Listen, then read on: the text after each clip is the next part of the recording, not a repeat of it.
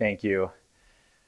So I'm super honored to be here at this conference. I was born and raised in Grand Rapids, so I'm super excited to be back here and have an opportunity to share some of my work with you today.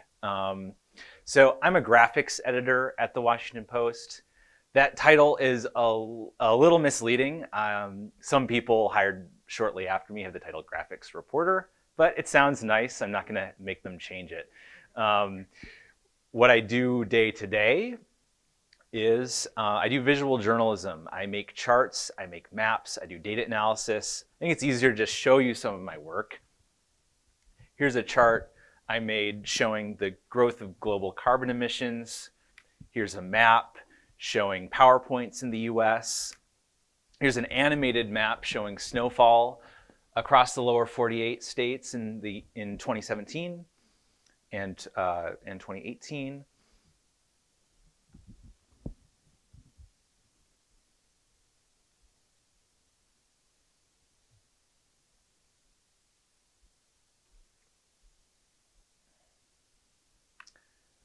Here's a map showing the impact of unprecedented rainfall in May and June of this year, which really impacted agriculture across the Midwest. This is a composite of a week of NASA satellite imagery to create a cloud-free image that can be compared for 1 week in June of 2019 versus the same week in 2018. Here's some charts I made showing this campaign finance data. This is showing independent spending in the 2018 midterm elections. So here are some of the House races that had the most spending in 2018. So this also involved some cleaning of the data from the FEC. I'm also responsible for our hurricane tracker maps. So we have this view that shows the wind speed probability and the current extent of tropical storm force winds. We also have a view that shows you the expected arrival time of those of the storm's impacts. I've also been covering hurricanes using NOAA's GOES-16 satellite. So this shows 1 month of hurricanes during the 2017 hurricane season. So there's Harvey,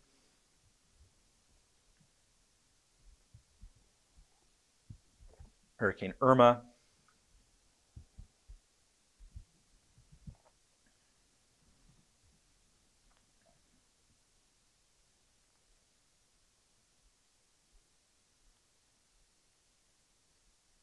so this is from a geostationary satellite that records a new image of the globe every 15 minutes, although now I think it's down to every 10 minutes.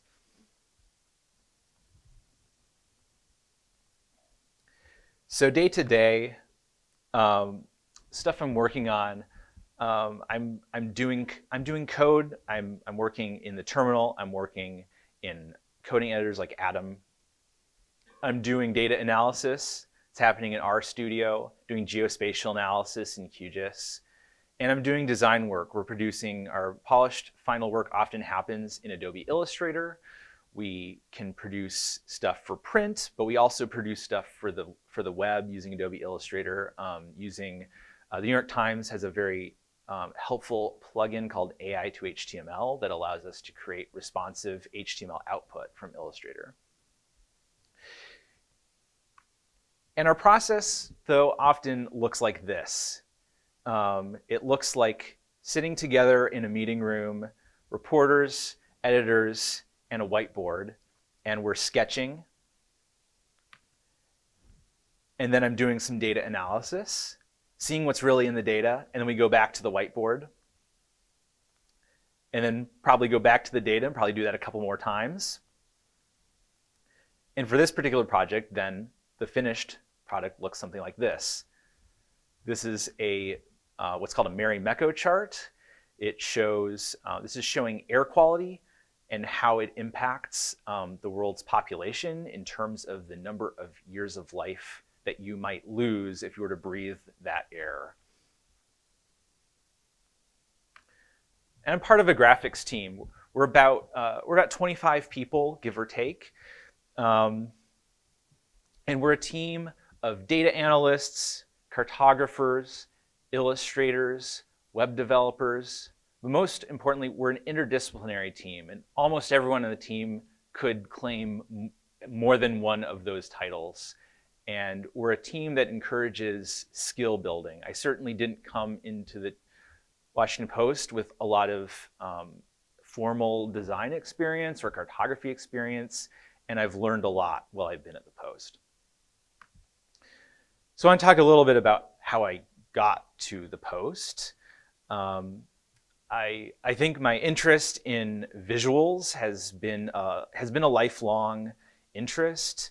I grew up reading David Macaulay's books with his great illustrations of castles and cathedrals and pyramids.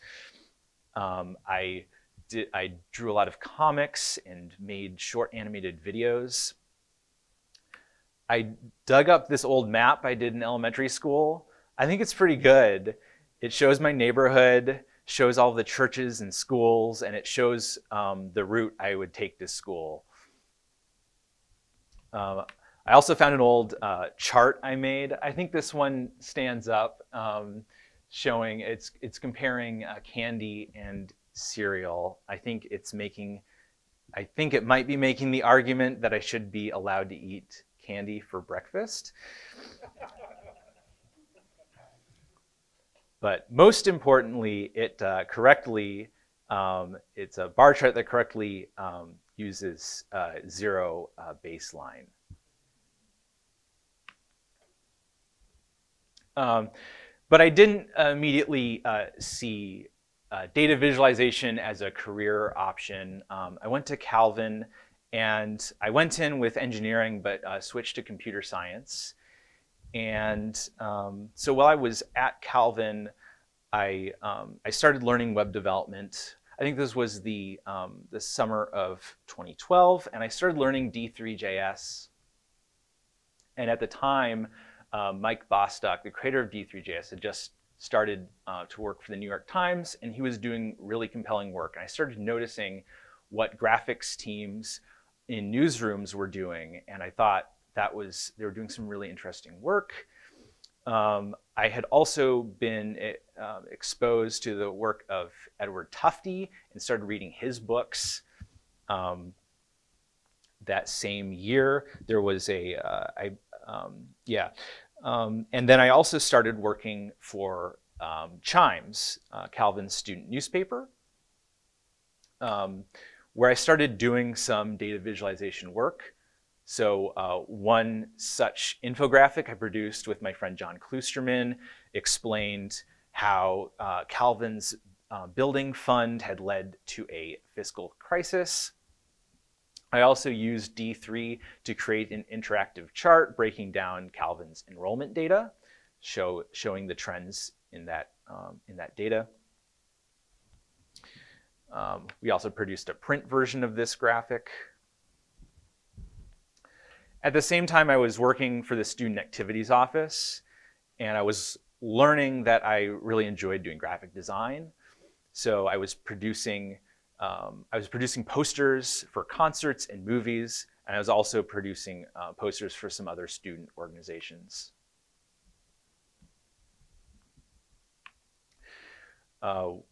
In class, I was doing some things like this. So I worked on a team that built an interactive map of the library.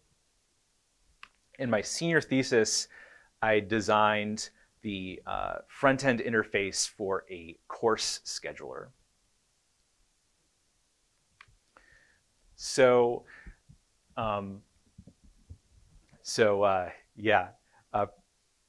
Randy just told the story of somewhat of how I got to the Post. In my last semester at Calvin, I was able to go to a conference. It was called Computation Plus Journalism. It was at Columbia University.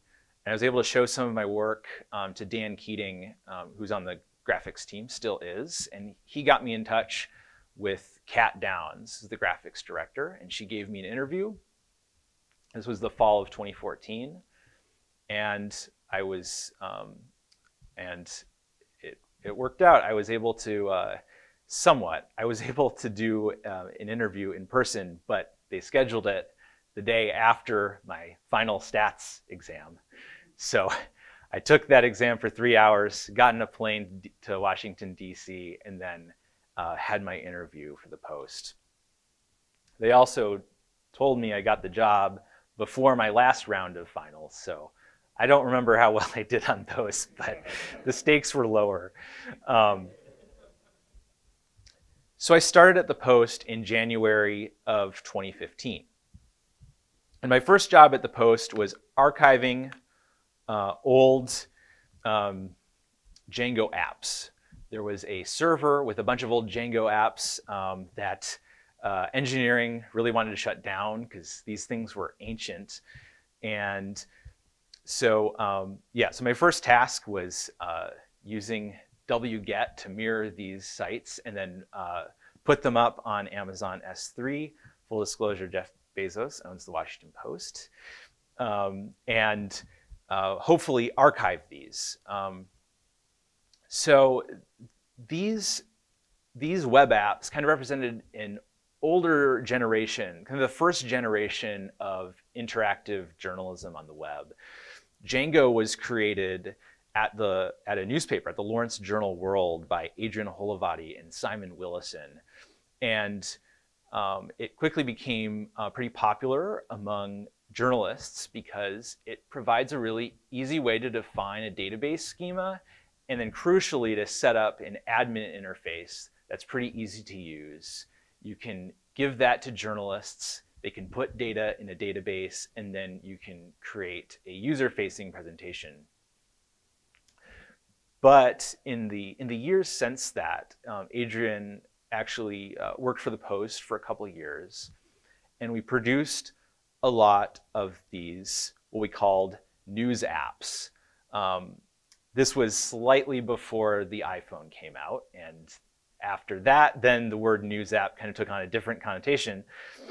But in those days, this was what a news app was. Generally a user-facing web app, usually made with Django or Rails. But these things were fairly complex. They required a server, they required a database, and they required maintenance. And they were difficult to archive as they were. Archiving is still a hot topic in the data journalism community. We sometimes call ourselves news nerds. We have a conference called NICAR. And pretty much every year at this conference, there is a session on archiving our work. And there's no silver bullet for this. It's difficult. It's a difficult problem, particularly as we have to balance pushing the boundaries of what we can do on the web with making sure our work continues to be accessible. So, so this was definitely a different era of web development. And so this gave me some perspective on the history of this work. It also gave me some experience with Django, which was about to come in handy. So before I got to the Post, you may remember summer of 2014, an unarmed black teenager named Michael Brown was shot and killed by a police officer in Ferguson, Missouri. And a reporter for the Post, Wes Lowry, was there in Ferguson covering the protests, and he wondered, how often does something like this happen? And the best answer at the time was unsatisfying because the official data, all we knew was that the official data was incomplete. So at the beginning of 2015, our news researchers for the Post, Julie Tate and Jennifer Jenkins, began scouring local news reports, police websites, social media, other databases of shootings, and they began assembling a data set, which they were collecting in a Google spreadsheet. And so my job was to create a Django app to translate this spreadsheet into a Django app. So I created an interface, first of all, just a reporter-facing interface, so that our researchers could enter data and that our reporters could filter the database and find the data they needed to write their stories. The first story ran May 30. The headline was "Fatal Shootings in 2015 Approaching 400 Nationwide." And the takeaway was that this rate was more than twice the rate of fatal shootings tallied by the federal government. In July, Kennedy Elliott and I published this reader-facing interactive to show, to let our readers explore the data. And it featured some maps. One other key element of this was that we released the data on GitHub. So it was important because we knew this data was going to continually update. A past owner of the Post, Phil Graham, has a saying that journalism is the first rough draft of history. And what we were capturing was a rough draft. It was a compromise because we wanted to capture this data in as close to as real time as possible. But that meant details would be added as they came in. And I thought it was important that we be fully transparent as changes come in, but also to make this data accessible to other news organizations and researchers who want to write about it. In 2016, we started looking at another angle of this issue, which is we're getting a lot of questions. What about the police officers? And unfortunately, the details on the officers who were involved in the shootings, the officers who had shot people fatally, were not readily available. So we worked with some students from American University to contact every police department that was involved in the shooting in 2015 and just ask for data about the officers. And so I set up an app for these students to use and enter data. And then for the full year of 2016, Stephen Rich filed an open records request for every shooting to every police department and for data on the officers. And he did not get a ton of responses to those. But it remains a difficult thing to get data about these in real time. So the takeaways from this research. First of all, Black Americans are disproportionately killed by police. Black men, unarmed Black men, are killed at a far higher rate than those of other races or ethnicities. And the victims of fatal police shootings are mostly young men. These graphics were created by my colleagues Joe Fox and Adrian Blanco for a piece that ran at the anniversary of Ferguson this year. This is a graphic from our current database for this year. I just took a screenshot of this afternoon. So we're currently at 768 shootings for this year. And the rate, well, it's a little less this year, remains fairly steady at about 3 shootings per day.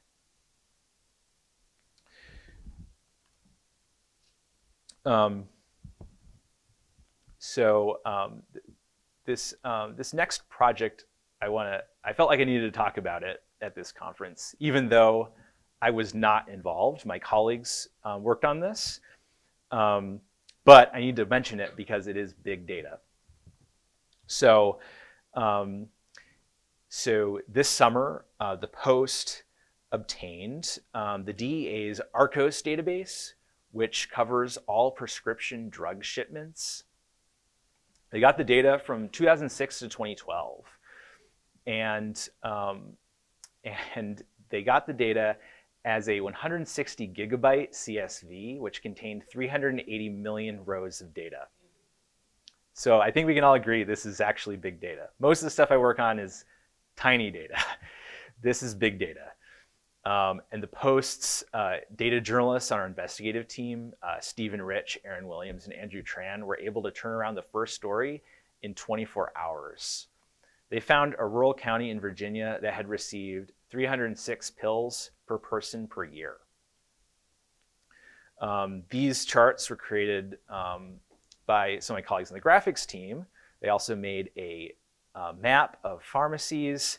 Some of my colleagues, Armand Macciomei, who sits right next to me, Danielle Rindler, and Tim Miko were involved in this.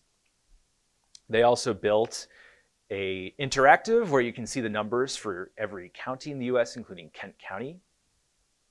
And then crucially, with help from our engineering team, we've split up this data by county, and you can download the data for each county. So this has enabled local news outlets to write their own stories, and we've seen at least 94 local news organizations who have written stories using this data. Andrew also set up this API for the data, and it's available on GitHub.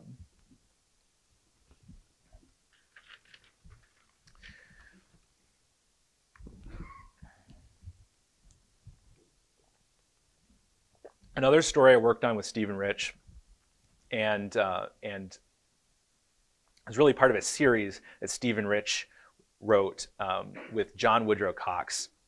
They had been covering the impact of school shootings on the students themselves, looking beyond simply a number of children who have been killed, but the number of children who have been impacted by school shootings. So they created a database looking at enrollment numbers for schools, to estimate the total number of children who have been in school during a shooting.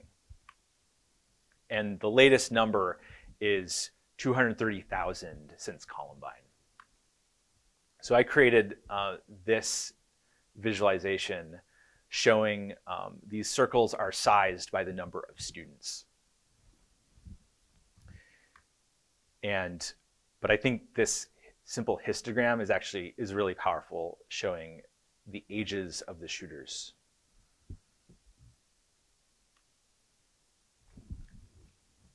So I think another important function of visual journalism is to help readers understand how charts and maps are being used in the broader discourse.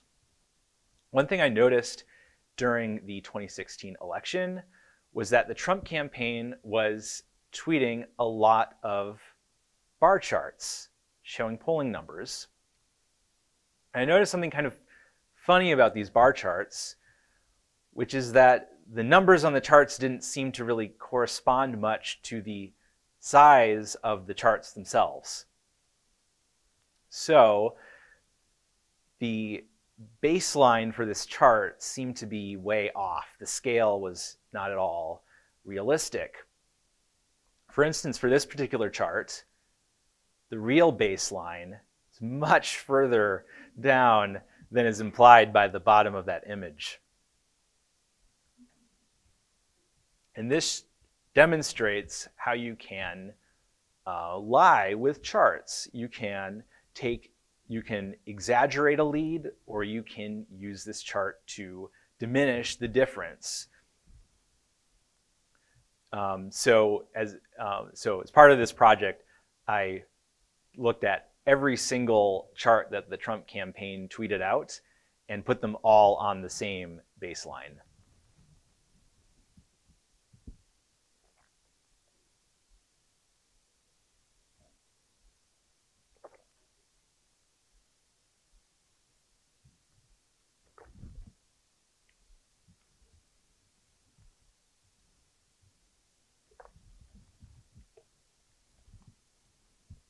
If you want to learn more about this, Alberto Cairo has written a book that just came out. It's called How Charts Lie, and it's available in the book desk.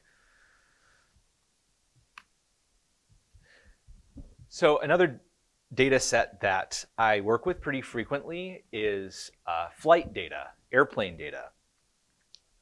Sources from this, like Flight Radar 24. So this was a map I made in 2016. I think this is one of the first things I ever did with flight data. This shows the impact of these flights were diverted because there was a bombing in Brussels. Later on, so the next year I made this map, which shows airplanes that were trying to view the eclipse, or at least flew through the umbra of the eclipse as it passed over them. So I took a day of flight data over the US and then filtered it by flights that would have been underneath the umbra.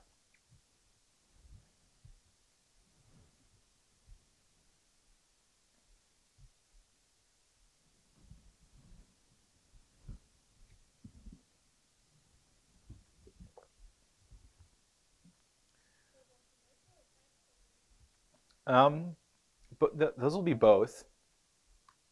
So we also used Flight Radar 24 data when a Boeing 737 MAX crashed shortly after it took off in Ethiopia, and we were able to use this data to show all the places where this airplane flies in North America.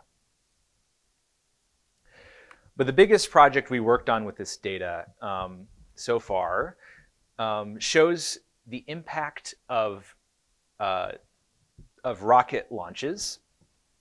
So a journalist who covers these rocket launches came to us, and he wanted to write a story because there is a conflict between the airlines and the burgeoning space industry, in that it is a little difficult at the moment for rockets and airplanes to share the same airspace.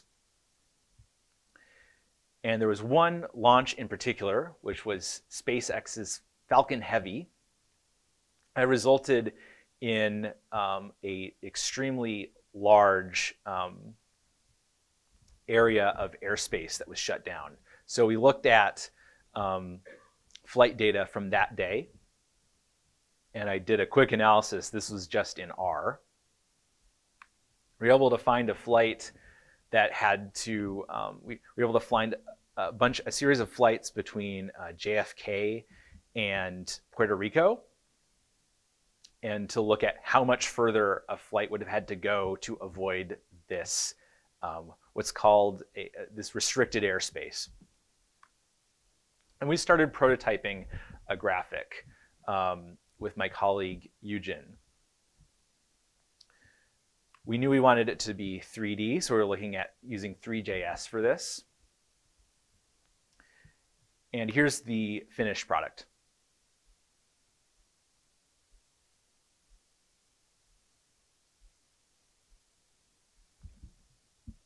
So that shows the flight path of the rocket, the area that was closed to air traffic,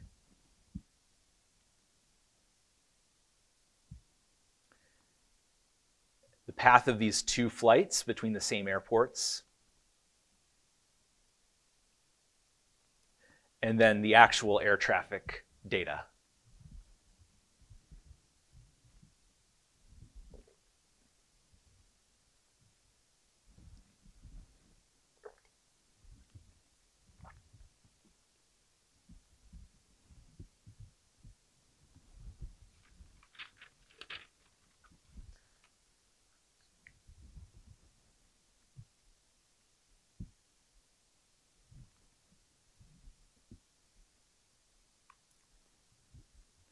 So my beat for the last year has been climate change. I've been focusing on the topic of climate change. So one major project we did was we asked all of the Democratic candidates for president about their positions on a number of climate issues, including whether or not they favor rejoining the Paris Agreement. All of them do. But there's more disagreement on issues like nuclear power, on setting a price on carbon, and on whether or not we should ban fracking. And then here's another project that I've been working on with the broader climate and environment team at the Post. So this project we are calling the 2 degrees Celsius project, which refers to the IPCC's guideline, or we've been calling a limit for the amount of warming we can safely have as a civilization, 2 degrees Celsius, since the pre-industrial era. But what we know is that climate change doesn't happen at the same rate everywhere. Some places have warmed far more than other places. So what we've been doing over the past year is analyzing temperature data sets to find these areas that are warming faster than average. In particular, the areas that have warmed more than 2 degrees Celsius since pre-industrial era. So first of all, what do we mean by pre-industrial? Well, for the most part, we mean the earliest era that we have reliable data, which for the most part is either 1850 to 1899, or in some of our other data sets, it's 1880 to 1899. So for this project, we've been focusing on comparing the average temperature between 1880 to 1899, and then comparing that to the present. So this animation shows 5-year rolling averages between the turn of the century and the present. We looked at data from Berkeley Earth, from the researchers Coughton and Way, also from NASA and NOAA. We also looked at, NOAA actually has higher resolution data just for the lower 48 states in the US. So we did a similar analysis for the US. And this map ran on the front page of the Post. So far for this project, we've covered stories in the Northeast US, in Uruguay, Siberia, Qatar, and Canada. And the series is ongoing. So that is all I have, but I think we have some time for questions.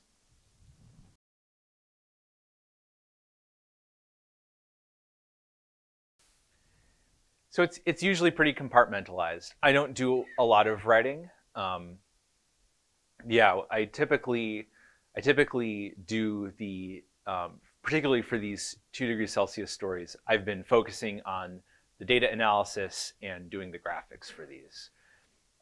One thing that comes up is that we, as data journalists, sometimes feel like we have to play second fiddle to the other reporters, but at least on this series,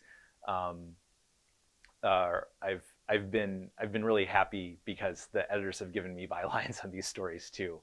That doesn't always happen, but for this series, it has.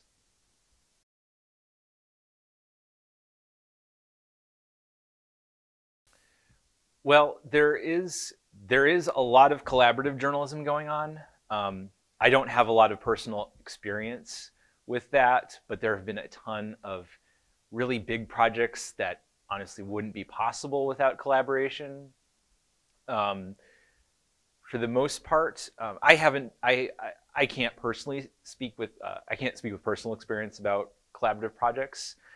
But for the most part, the Post has been pretty supportive of releasing the data. We usually give ourselves an advantage. We usually publish our story first before we put the data out. We are aware. We're still so there is still an element of competition, but yeah.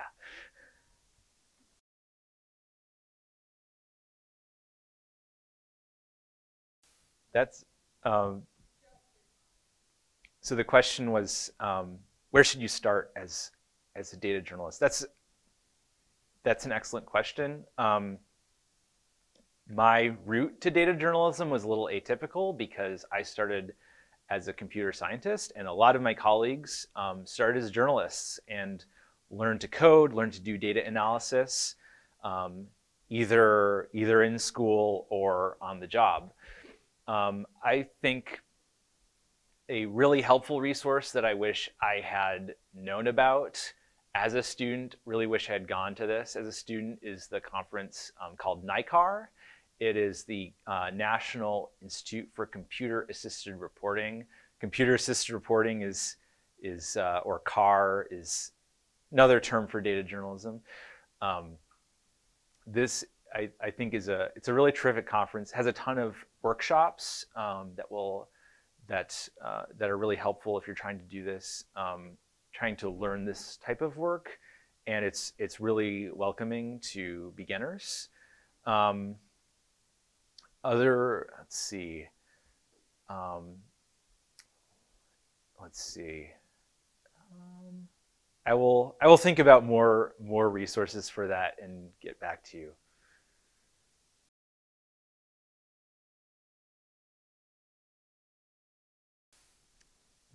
So the question, yeah. How do we come up with new types of visualizations? Well, I think part of that is getting fluent with the tools that we use. So I like to use ggplot for prototyping illustration visualizations, and for doing the initial build of a visualization, I'll often use ggplot and then output that and clean it up in Illustrator. But part of that is knowing enough ggplot to be able to prototype visualizations beyond your basic scatter plots and bar charts. And I think the other part of that, we use Illustrator for a lot of stuff, but we do also use tools like D3. And D3, well, it's a lot of development investment to make a custom D3 graphic happen. Usually does not happen on deadline, usually for projects where we have a couple weeks or a couple months. Then we have complete control over every aspect of the visualization. So yeah, we're looking at that stuff, and we're also always following what our colleagues at other news organizations are doing, evaluating different and brainstorming new kinds of things we can do with charts.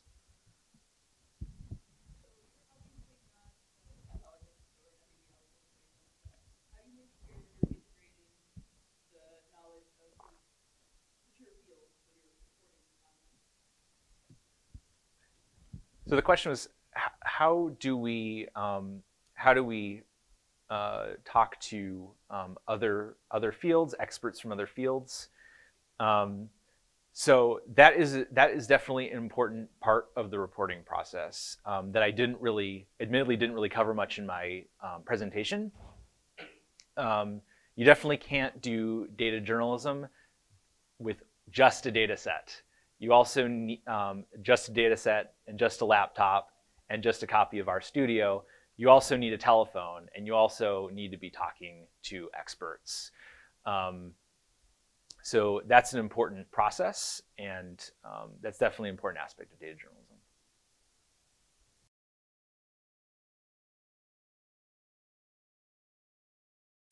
So the question was, what are some of the reasons behind our push to release data sets?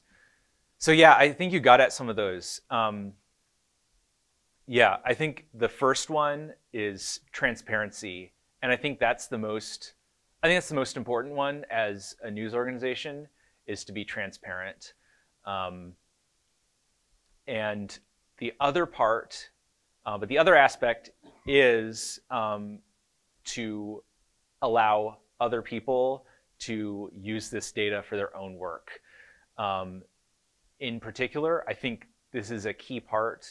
The key reason we do this, even though, as I was saying about competition earlier, it will allow other news organizations to write about it, but that's actually the benefit. It magnifies the impact of the journalism that we do at the Post if other news organizations are also able to benefit from this stuff. One other thing in particular is that a lot of the work, particularly for the police shootings database, a lot of that is gathered from local news reports. It wouldn't be possible without local newspapers, local TV stations. And, but this local news is also in a crisis right now. And we are fortunate at the Post to have a lot of resources, but part of this is giving back to local news, making this data available to news organizations that don't have the resources to do analysis on hundreds of gigabytes of data. And I think we are out of time. Thank you so much for listening to me this afternoon. And yeah.